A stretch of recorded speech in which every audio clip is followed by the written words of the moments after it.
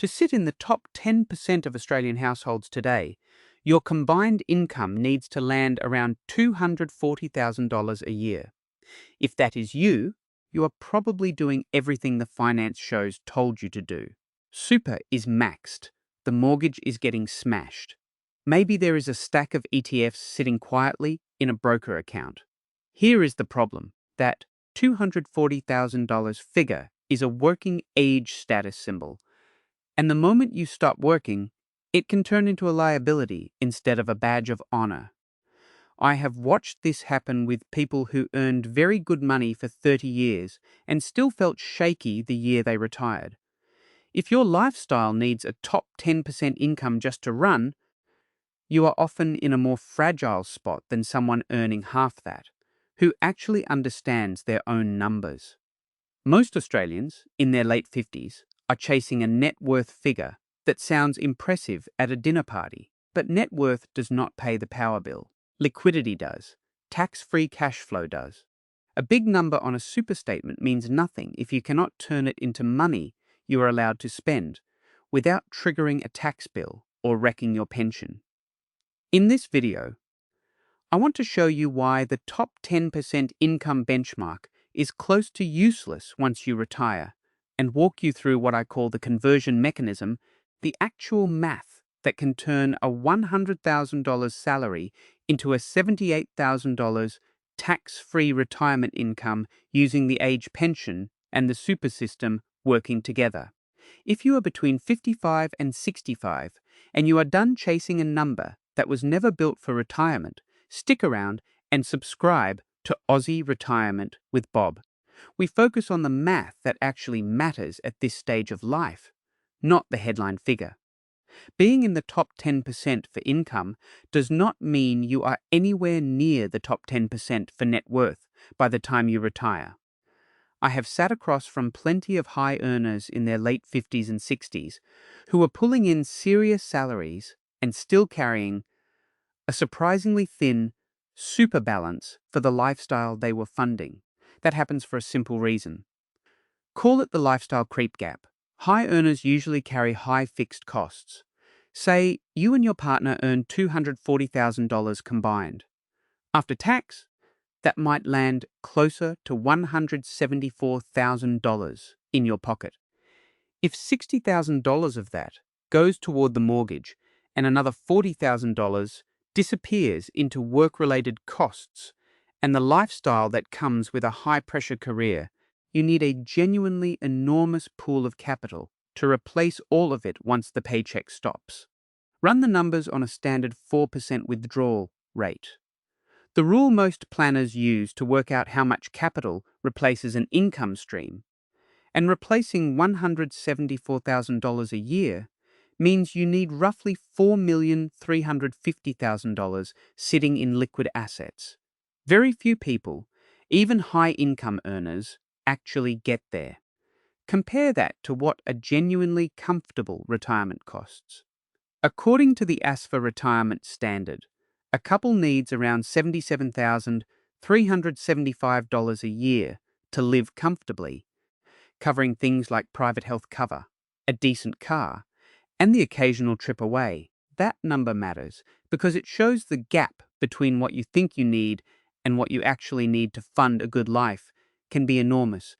There is a cost to chasing that top income that never shows up on a spreadsheet. The extra hours, the stress, the health check you keep pushing back because work is flat out. All of that spends down a different kind of capital, and you do not get it back once you retire. Ask anyone who worked to 65 chasing one more good bonus whether they would trade 5 of those years for 5 quieter ones earlier. You are not failing if you never crack the top 10%. You are simply playing a different game, one where the rules of enough matter more than the rules of more. The trap here is that most people earning a top 10% income are actually undersaved for the exact lifestyle they are used to. They look rich on paper, especially if they own a $2,500,000 home in Sydney or Melbourne, but they are cash poor inside their super. The house does not pay the electricity bill. Only liquid, accessible money does that. But what if you never need $4 million? What if chasing the top 10% benchmark is actually pulling your attention away from a smarter, calmer way to retire? So if the top 10% income figure is not the number that matters, what is? I call it the personal conversion rate. It measures how much of your gross working income you actually need to replace to keep living the exact life you already live, not some inflated version of it. I used to think the goal was to replace 80% of your gross income in retirement. I was wrong. Once the mortgage is gone and the kids are off the payroll, the real number is often closer to 50%, but it can feel like 100% because there is no paycheck landing every fortnight to reassure you. Most people aim too high because losing a paycheck feels like losing control, so they overcompensate by chasing a bigger number than the maths actually requires. That instinct is not irrational. It is just expensive if nobody ever shows you the real figure. Working out your own number is simpler than it sounds. Start with your take-home pay, then subtract three things. First, your mortgage repayments, assuming the loan is cleared by 67. Second, the 12% super guarantee, since you are no longer saving for retirement while you are living in it.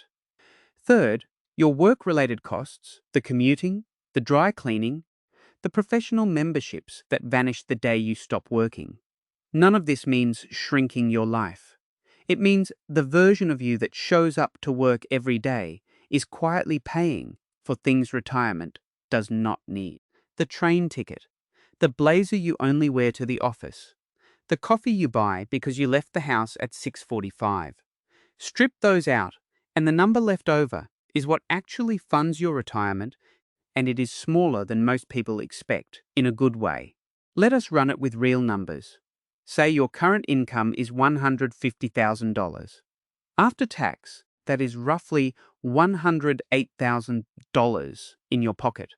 Take out $30,000 for the mortgage and $18,000 that used to go into super, and you are actually living on $60,000 right now, today, while you are still working full-time. That number will surprise you the first time you actually add it up, because most people have never separated what work costs them from what life costs them. It also explains why two people earning wildly different salaries can retire feeling equally comfortable, because the target was never the salary. It was always the $60,000 or whatever your own version of that figure turns out to be. That is the moment it clicks for most people. You do not need a top 10% income of $240,000 to feel wealthy in retirement. You need a strategy that can reliably generate $60,000 a year, tax-free, for the rest of your life. The same three subtractions work whether your income is $90,000 or $290,000. The framework does not care what tax bracket you are in. It only cares what you are actually spending. Once work itself is no longer part of the picture. This is the part most income-focused advice skips completely. The Australian system hands you a floor to build that $60,000 on, one that a straight net worth or income benchmark never accounts for. It comes from the age pension, and it changes the whole calculation for anyone who is not chasing a $4 million portfolio.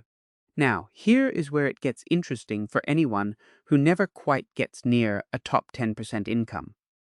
The Services Australia Assets Test lets a couple who own their home hold up to $499,000 in assessable assets and still receive the full age pension. That is on top of the family home, which is not counted at all. Say you have built up $1,500,000 in super by the time you retire. On paper, that sounds like a great result, and it is. But you are sitting well inside what is called the taper zone. For every $1,000 you hold above the threshold, your pension drops by $3 a fortnight. It does not disappear overnight. It just quietly shrinks as your balance grows, which means you are self-funding almost all of your own risk with no floor underneath you.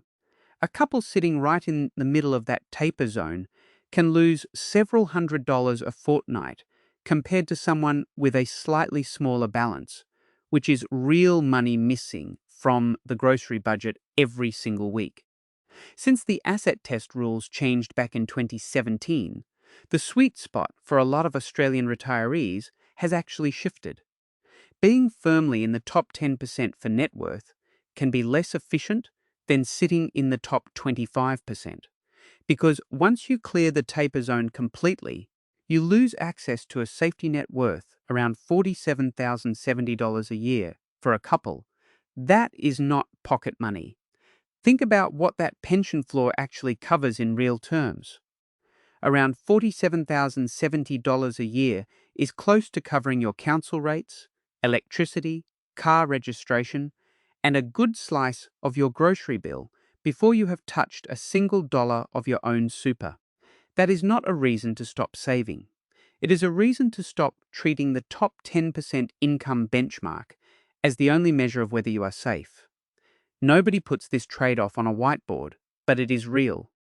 Why work yourself into the ground chasing a top 10% income if the result is a portfolio so large it pushes you out of the pension system entirely, leaving you to self-insure against market crashes, aged care costs, and a longer life than you planned for, all on your own? If you are 58 and you already know you are not going to land a top 10% net worth, does that mean you are stuck working forever? No. There are two legal levers most people your age have never used properly. Meet Gary and Susan.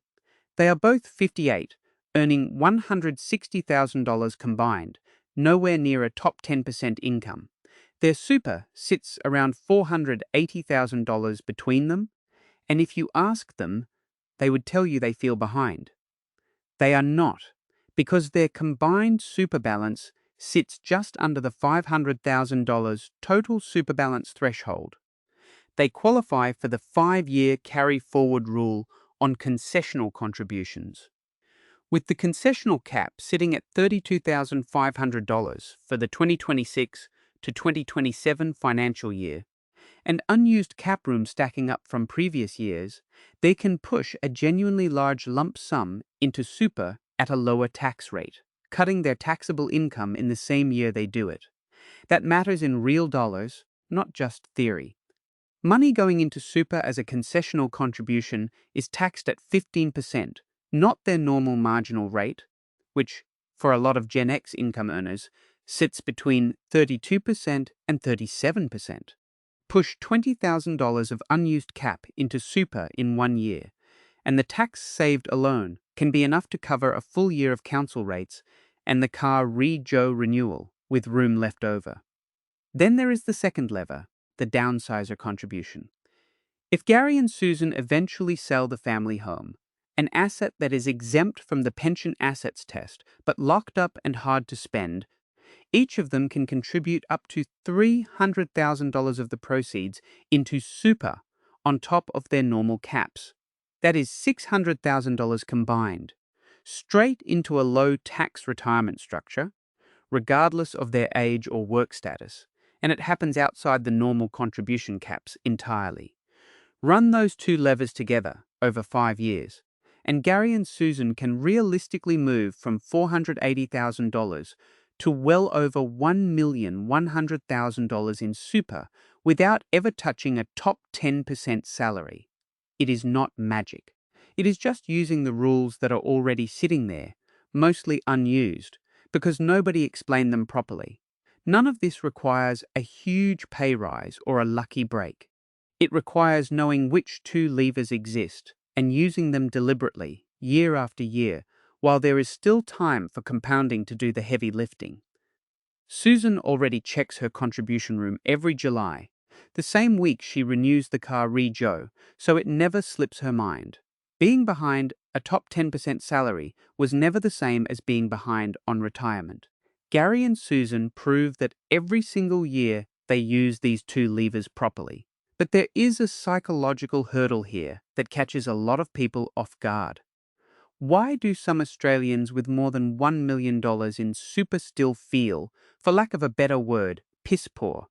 In Australia, a huge amount of our wealth is trapped in bricks and mortar. You look at a $2 million house and feel rich. Then you check your bank balance and feel a flicker of anxiety because the two numbers do not seem to belong to the same person. If you feel oddly broke, despite having a genuinely high net worth, you are not imagining it, and you are not being ungrateful. Call it liquidity shame, the quiet fear that your wealth is not real because you cannot spend it at the supermarket checkout. That feeling is common, and it says nothing about whether you have actually done well. That anxiety does not show up on any spreadsheet a financial advisor hands you, but it shows up every time the electricity bill lands in the letterbox. And you pause for half a second before opening it. A house does not pay a Medicare gap payment or a strata levy. You cannot sell the back bedroom to cover a bad month. That is the actual difference between net worth and cash flow confidence, and it has nothing to do with how successful you have been. The fix is not earning more. It is shifting what you measure. Stop checking your house price on a real estate app every few months and start checking your transfer balance cap instead, which sits at $2,100,000 for the 2026 to 2027 financial year. That figure, not your home value, is closer to your real spending bucket, the pool of money the system actually lets you draw a tax-free income from. I still get a bit of a stomachache when I see a big market dip, even though I know the maths works. It is human to worry about the what-ifs, even when you have done the planning properly. That does not mean the plan is wrong. It means you are paying attention. None of this is about pretending money worries disappear once you hit a certain balance. It is about noticing when the anxiety is pointing at the wrong number. A high net worth Australian checking their house price every week will feel poorer than a modest saver who knows exactly what their fortnightly income will look like for the next 20 years. Being in the top 10% of income earners is a fine goal if you are 35 and climbing. For you, at this stage, the goal is conversion, turning whatever you have already built into a steady, sustainable, mostly tax-free income you cannot outlive. You do not need a top 10% net worth to live a top 10% life. A home that is paid off, a healthy super balance, and the age pension sitting underneath it as a floor can add up to a retirement that feels better than the one funded by a $240,000 salary someone is still grinding for. That is the whole game, not the biggest number. The number that actually reaches your bank account, month after month, without a fight. You already have more control over that outcome than the top 10% headline ever gave you credit for, and that control is the whole point of everything we just walked through. If this helped you see past the top 10% myth, hit subscribe. We are building a community of Australians who care more about freedom than they do about status. Retirement was never really about the number sitting on your balance sheet. It is about the life that number is actually allowed to fund.